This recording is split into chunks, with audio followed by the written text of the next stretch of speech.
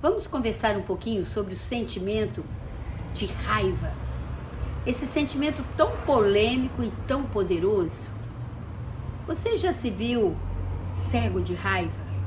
Já se viu reativo, querendo esganar alguém? Você já explodiu, saiu do seu eixo ou implodiu? Eu acredito que todos nós já passamos por situações assim. E ultimamente não se fala de outra coisa, a não ser da cena que nós vimos na entrega do Oscar de 2022 em Los Angeles, quando Will Smith deu um tapa na cara do Chris Rock, aquele comediante que fez uma piada, e essa piada colocou o Will Smith numa condição muito reativa. Imagina um ator, uma pessoa mundialmente conhecida, sair completamente do eixo naquele momento e dar um tapa na cara do comediante. Quando o comediante fez uma brincadeira sem graça, criticando o cabelo da Jada Smith, que na realidade estava careca devido a uma doença imune, naquele momento Will Smith simplesmente reagiu, perdeu o controle. Foi uma atitude pensada? Não. Foi uma atitude reativa. Quando alguém mexe numa ferida da gente, às vezes a gente vai e se defende. Eu não estou aqui para defender a atitude de Will Smith, mas eu estou aqui para a gente refletir sobre as nossas atitudes. Quando a gente, na programação neurolinguística, aprende sobre as emoções, uma coisa que fica muito clara é que a raiva é como se fosse uma brasa que está ali, e dependendo do que você fala, a chama acende, e aí aquele fogo ele começa a queimar quem está perto, Então nós sentimos raiva quando alguém desrespeita algo que é importante para a gente, quando nós sentimos violados nos nossos valores. Se você perceber, nós também já tivemos atitudes semelhantes. A intenção do Will Smith, ela é muito clara: não machuque a minha amada, a minha esposa, respeite a doença dela. Ele sabe, ele convive com ela, o quanto que deve ser duro para uma mulher, perder a calvície, perder o cabelo, ficar totalmente com a calvície total, mas principalmente da dor dela, uma dor emocional, de uma doença autoimune.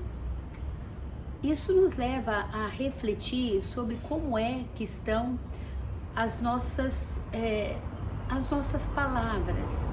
Às vezes nossas palavras vêm carregadas de aquele humor, humor negro. Nós que falamos muito, que brincamos demais, nós corremos o risco de estar machucando, cutucando a ferida do outro. Que isso sirva de lição para nós. Pode ser que ele não seja uma pessoa agressiva, pode ser que ele seja uma pessoa reativa quando alguém mexe naquilo que é valioso. Faltou controle emocional? Faltou. Faltou inteligência emocional? Também. Mas será que nós, no lugar dele, teríamos tido uma atitude tão diferente? Provavelmente, dependendo da forma que somos educados, a gente pode dar uma risadinha amarela e falar alguma coisa. Não gostei da piada. Isso não é piada que se faz. Poderíamos pensar num outro jeito de responder. Mas às vezes nós guardamos aquela raiva que faz tão mal ou mais do que quando reagimos. Então, eu te pergunto, como é que está a sua forma de lidar com esses sentimentos explosivos? Será que você também, em alguns momentos, explode? Sai do eixo? O que nós poderíamos fazer para termos mais cuidado na nossa forma de falar com o outro? Entender isso é fundamental. As palavras são como um gatilho que abrem arquivos. Então, se você tem um arquivo de sofrimento, se você está experimentando uma dor e aquela pessoa fala algo que mexe com essa ferida, se essa ferida sangra, ou você vai ter que muito rapidamente aprender a entender, é uma brincadeira de mau gosto e tá tudo bem, ou você corre o risco de explodir também. Isso é uma coisa teoricamente fácil, mas no dia a dia não é tão fácil. Recentemente eu tive uma reação com uma pessoa, amiga, que fez uma brincadeira sobre o meu pai, que é uma pessoa que eu amo e que hoje não está mais aqui. Então, quando a pessoa fala assim, o seu pai vai revirar no túmulo com isso que você está falando, e eu acabei de enterrar meu pai, isso dói profundamente, é uma falta de respeito com a vida do meu pai. Mas antes, quando o papai estava vivo, isso não tinha esse significado tão forte. O que eu quero dizer com isso? Nós respondemos às situações a partir dos registros que nós temos. Tem coisa que a pessoa vai falar e você... nada a ver esse comentário. Mas tem coisa que você ainda está processando. Tem coisa que você não vai achar graça. E nesse momento eu olhei para essa pessoa e falei, não fale dessa forma sobre o meu pai. Talvez um tempo atrás eu teria gritado, respeita meu pai, respeita a vida dele. Então nós estamos sempre respondendo às situações a partir do que está acontecendo no nosso mundo interno. É como se tivesse uma química e de repente, dependendo das palavras, dos gestos, dos comentários, isso pode explodir. Mas às vezes nós também podemos encontrar um jeito de simplesmente pensar, essa pessoa é imatura, ai, não tem consciência sobre o que está falando. Isso é bíblico, né? Eles não sabem o que fazem. E eu posso ir por aí. Isso exige autoconhecimento, controle emocional, gestão das emoções exige autoconhecimento. Porque às vezes nem a gente sabe o que pode acontecer daqui a pouco. À medida que nós vamos vivendo, a nossa vida é marcada por eventos. Então, quanto mais a gente vai vivendo, mais também a gente vai passando por desafios e sofrimentos. Uma coisa é uma pessoa fazer uma brincadeira. Ah, aquele cara é uma bicha louca. E você simplesmente não acha graça, mas tudo bem. Mas a partir do momento que é seu irmão, que é seu filho, você não vai gostar disso. Não é assim? Você vai sofrer com isso. Porque são preconceitos tão duros, são comentários nada a ver, uma falta de respeito tão grande, né, com a natureza do outro, que a gente reage. Para um pouquinho e perceba o que te tira do eixo. Quais são os gatilhos externos que faz com que você reaja para fora ou guarde isso. E isso que você guarda pode virar mágoa, ressentimento. Isso pode machucar você, porque isso ocupa espaço no nosso corpo. Isso pode nos adoecer. Na PNL, na programação neurolinguística, tem um módulo que nós chamamos de PNL Saúde, submodalidades, onde a gente começa a entender que essas palavras, essas vivências vão construindo os pequenos tijolinhos da nossa experiência humana. E quando alguém fala algo que tem a ver com essa construção interna, você pode desmontar. Todos esses tijolinhos podem cair por água abaixo, ou seja, você constrói uma amizade com uma pessoa, você já conhece ela bastante, você respeita, ela te respeita. Mas um dia, sem querer, você faz uma brincadeira de mau gosto. E essa brincadeira tem a ver com o que aquela pessoa está experimentando. É uma ferida aberta. E de repente aquela pessoa simplesmente sai da sua vida, não quer mais conversar. não quer mais papo, não quer mais a sua amizade. Já aconteceu com você? Um comentário, uma palavra carregada de uma vibração ruim, tudo isso pode machucar. Só que nós não temos essa consciência, né? A gente fala e continua a vida. E depois você liga para a pessoa, ela está indiferente. E a gente, como não presta atenção, muitas vezes, sobre o que falamos, às vezes nós podemos estar machucando muita gente. Porque não prestamos atenção. Tem 3 coisas que a gente aprende sobre comunicação com a programação neurolinguística. A primeira é, quando você vai falar alguma coisa, para um pouquinho, respira e responda para você mesmo ou para você mesmo. O que eu quero obter com essa comunicação? Qual é o resultado que eu quero disso? E depois fique atento.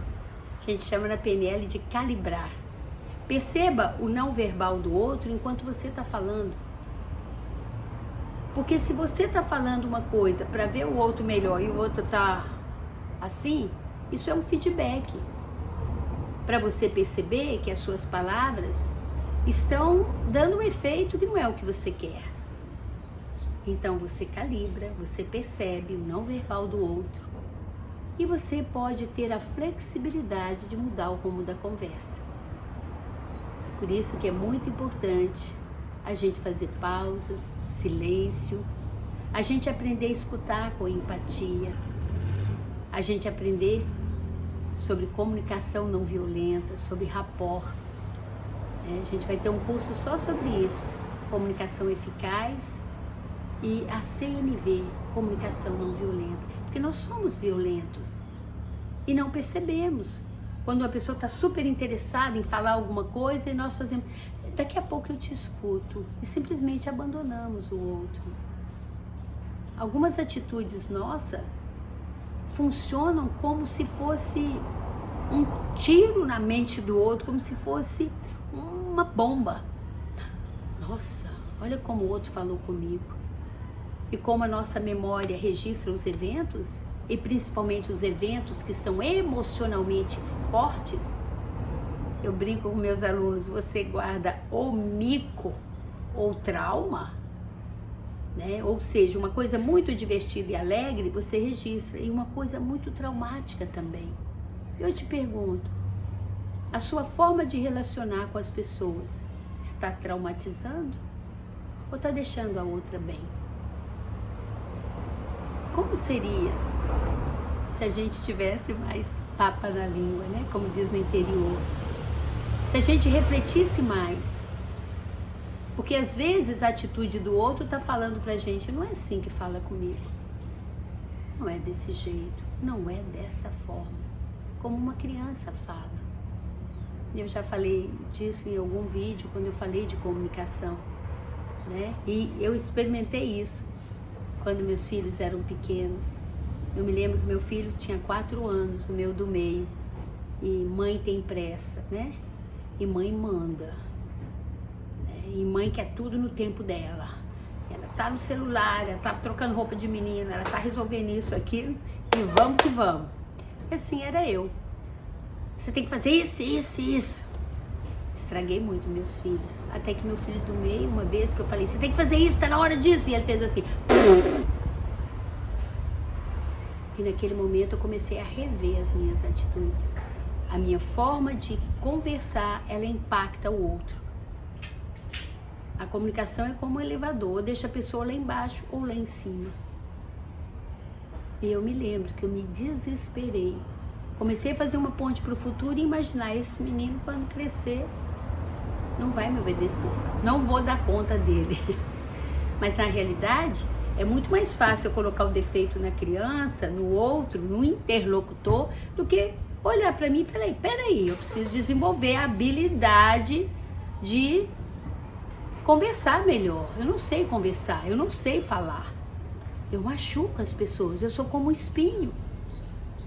Eu machuco, né? E eu me lembro que quando eu estava nessa angústia toda, foi ali que eu comecei o meu processo de autoconhecimento, esses eventos me marcaram negativamente, mas por outro lado, me levaram a buscar, né, uma Luísa melhor, a ir para o próximo nível, a ampliar minha consciência, não ficar só na consciência animal. E eu me lembro também de um dia eu na rede com esse meu filho, ele ainda bem pequeno, e eu falei, por que quando eu vou falar com você, você faz assim? Ele me olhou e com toda a paciência do mundo, todo o carinho que uma criança tem, ele falou, mamãe, eu só tenho 4 anos. Não é assim que fala comigo. Não é assim, não é desse jeito, não é dessa forma. E se a gente não presta atenção, nós vamos construindo feridas emocionais da infância e trazendo tudo isso para a vida adulta. Todas as vezes que eu respondo a uma situação, eu estou dizendo para a pessoa, respeita meu mundo interno. Eu tenho uma ferida aqui, que não foi curada. E foi a partir daí que eu vi que eu tinha que melhorar. E olha que nessa época eu já tinha feito vários cursos, eu já era pedagoga, formada, mas nada disso me ensinou a ter a habilidade de comunicar e respeitar o mundo do outro. Já falei N vezes, né? Cada pessoa carrega dentro de si o mundo. O que eu sei do mundo do outro? Então tá aí. Talvez você, assim como eu, tenha muito conhecimento.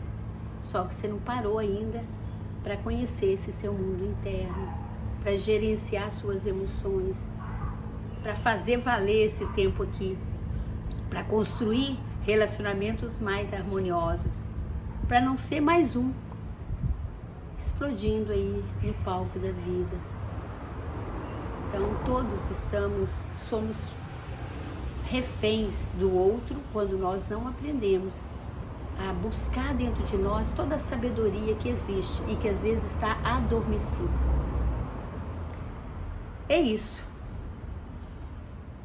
Eu sou Luísa Lopes e trabalho há quase 3 décadas desenvolvendo pessoas através de atendimentos, de cursos e treinamentos. Mas na realidade eu estou ainda buscando a Luísa melhor a cada dia.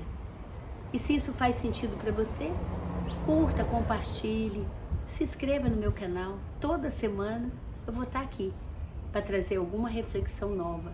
Mas se você quer aprofundar nesse assunto, vai lá para o meu Instagram, luisalopes.pnl, manda um recadinho para mim. Tem um curso maravilhoso começando sobre PNL, Programação Neurolinguística, para a gente reprogramar toda a nossa vida. E também uma outra dica que eu te dou, vai lá para o meu podcast. Priorize você, está no Spotify, tem mais de 300 episódios. A minha intenção é contribuir para ajudar você a viver uma vida que realmente vale. Um beijo carinhoso e até semana que vem.